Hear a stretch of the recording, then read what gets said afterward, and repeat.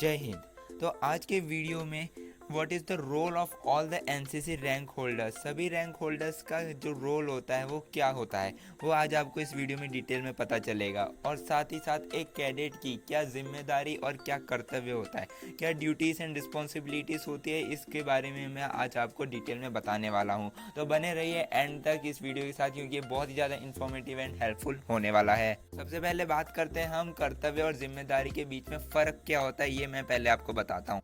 कर्तव्य हिंदी या संस्कृत का शब्द है और जिम्मेदारी उर्दू का। इन दोनों का मतलब एक ही होता है, बस दोनों के शब्द अलग होते हैं। वरना इंग्लिश में ड्यूटी कहते हैं और इसी का विपरीत हो जाता है जिम्मेदारी। ठीक है, ड्यूटी एंड रिस्पॉन्सिबिलिटी। तो अब मैं आज आपको अभी बता देता हूँ आपको ड्यूटीज़ ऑफ एनसीसी कैडेट। सबसे पहले आता है cadet must be self disciplined. दूसरा, कैडेट मस्ट बी पंक्चुअल यानी कि समयबद्ध हर जगह पे, भले वो एनसीसी यूनिट हो या कहीं पे भी हो। Cadet must take part in camps and cultural and co curricular activities. Camps and cultural में तो होना ही चाहिए, को करिकुलर एक्टिविटीज़ में भी होना चाहिए, क्योंकि को करिकुलर एक्टिविटीज़ हमें बहुत कुछ सीखने के लिए मिलता है। कैडेट मस्ट ओबे हिज सीनियर्स, ये सबसे ज़रूरी पॉइंट है। हमें अपने सीनियर्स के ऑर्डर्स सारे के सारे फॉलो करने चाहिए और मानने चाहिए। Cadet must follow rules strictly. अब रूल्स भले ज़रूरी नहीं है वो एनसीसी यूनिट के हो, गवर्नमेंट के रूल्स भी हमें फॉलो करने चाहिए सारे के सारे, क्योंकि rules are for our safety only. और ये रूल्स का मैं अभी आपको रिस्पॉन्सिबिलिटी में पूरा डिटेल में बताता हूँ। फिर cadet must take proper haircut. ठीक है, कैडेट मस्ट भी स्टे हाइजीनिक यानी कि पूरा क्लीन, उसका एनवायरनमेंट भी क्लीन होना चाहिए। ठीक है, पूरा साफ सुथरी उसको रहना चाहिए, अपने शरीर को भी और अपने एनवायरनमेंट को भी। फिर cadet must stay hygienic at all the time, ये हो गया। फिर cadet must keep his environment clean and hygienic, वही जो भी मैंने बताया। फिर cadet must know moral values उसको जाननी ज़रूरी है और उसको अप्लाई भी करना है, और सोसाइटी में उन मोरल वैल्यूज़ को फैलाना भी है। Cadet must spread hygienic awareness, ये वही हो गया एनवायरनमेंट वाला। फिर कैडेट मस्ट रिस्पेक्ट एवरीवन। हाँ, ये सबसे ज़रूरी पॉइंट है, ये ड्यूटी है हमारी, भले वो हमारे साथ वाला हो, हमसे जूनियर हो या हमसे बड़ा हो, एएनओ हो, पीआई स्टाफ हो या एक सिविलियन ही क्यों ना हो, हमें हर एक को रिस्पेक्ट देनी चाहिए। ये एक सबसे पहली ड्यूटी है कैडेट की। ठीक है, फिर cadet must lead young generation को हमें उनको प्रोत्साहन देना चाहिए आगे बढ़ने के लिए जीवन में। अब ज़रूरी नहीं है कि वो सिर्फ जूनियर्स ही हो, कोई भी हो सकता है। ठीक है, फिर कैडेट मस्ट बी इनिशिएटिव यानी कि उसको हमेशा भले वो नेशन की भलाई हो, उसकी सोसाइटी की भलाई हो या खुद की भलाई हो, हर एक काम जिसमें किसी का फ़ायदा हो उसमें हमेशा उसको इनिशिएटिव लेना चाहिए, उसको हमेशा लेकर आना चाहिए, उसको कभी भी पीछे नहीं रहना चाहिए। ठीक है, ये हो गई ड्यूटीज़। अभी मैं आपको बताता हूँ रिस्पॉन्सिबिलिटीज़ ऑफ कैडेट्स। तो रिस्पॉन्सिबिलिटी में दोस्तों पहला आ जाता है जो आपका जो ट्रेनिंग होता है, उसी से आपकी रिस्पॉन्सिबिलिटीज़ आती है, यानी जिम्मेदारियाँ। वो एक समझने वाली बात है।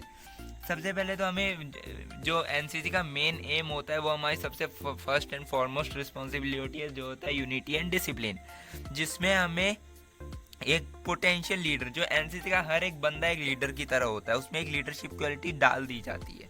ठीक है, एक रिस्पॉन्सिबल सिटीजन बनना होता है हमें यूनिटी सोसाइटी में और कंट्री में, हमारे नेशन में, हमारे आसपास में यूनिटी बनाए रखनी होती है।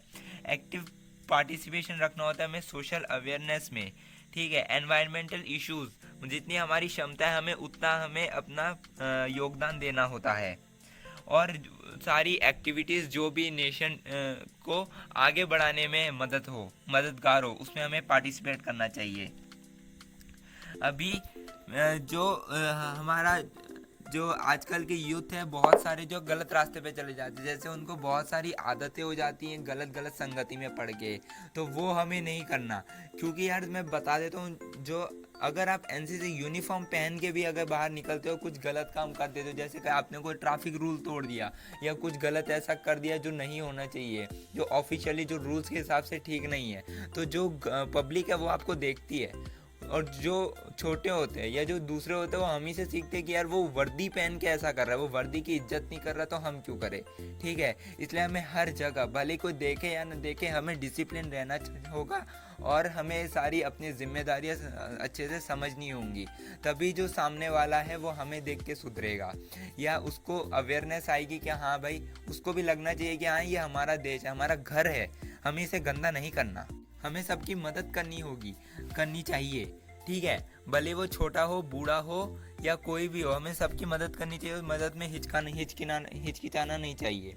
और आर्टिकल 51A जो कॉन्स्टिट्यूशन में जो फंडामेंटल ड्यूटीज़ है एक गुड सिटीज़न की, वो हमें हमेशा फॉलो करनी चाहिए और एक मोटिवेशन फैक्टर बनना चाहिए समाज में। हमें अपने साथ साथ अपनी सोसाइटी को भी मोटिवेट करना चाहिए, अपने सेल्फ अवेयरनेस का जो न्यू चीज़ें हैं उनको उनसे अवगत कराना होता है, उनकी ड्यूटीज़ से, उनके सोशल राइट्स से उनको अवगत कराना होता है। ठीक है, एक एनसीसी कैडेट लाखों के भीड़ में अलग दिखता है क्योंकि एनसीसी कैडेट्स आने वाले भविष्य के लीडर्स हैं।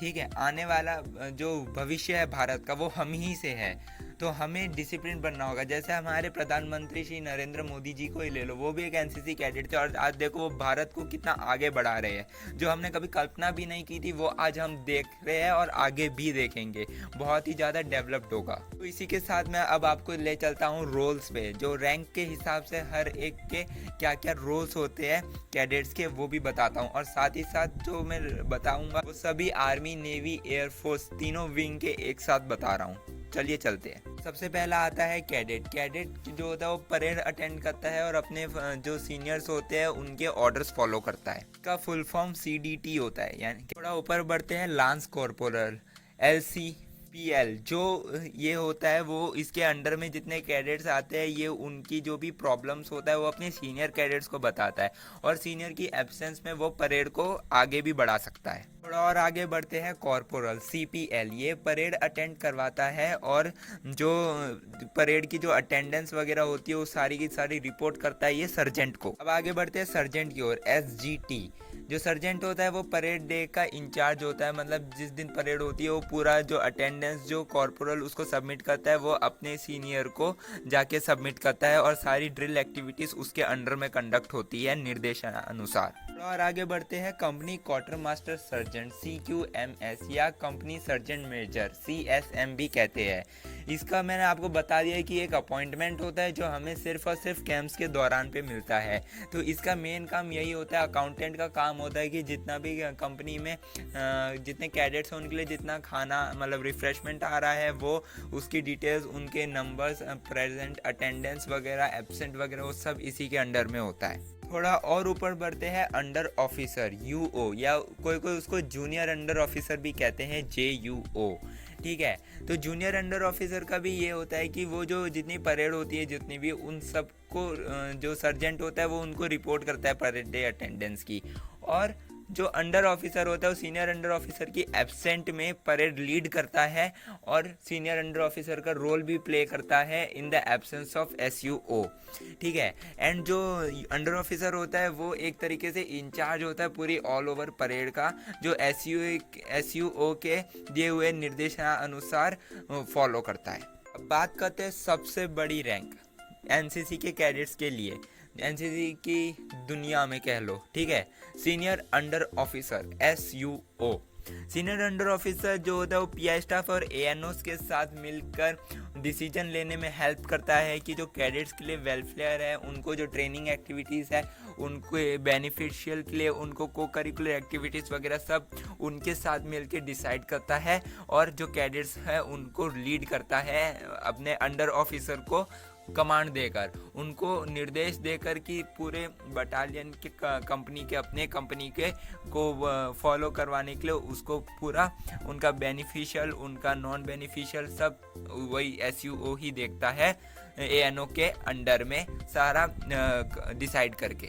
कॉलेज होता है या स्कूल का जितने भी कंपनी के बंदे होते हैं सारे के सारे SUO के अंडर में आते हैं, सबको उसका ऑबे करना ही होता है। वो एक तरीके से परेड इंचार्ज होता है। तो दोस्तों अभी जो मैंने जितने भी अभी रोल्स बताए वो सारे के सारे आर्मी, नेवी, एयरफोर्स सभी विंग्स के, एनसीसी के विंग्स के सभी कमांडर्स के ऊपर ये रोल लागू होते हैं।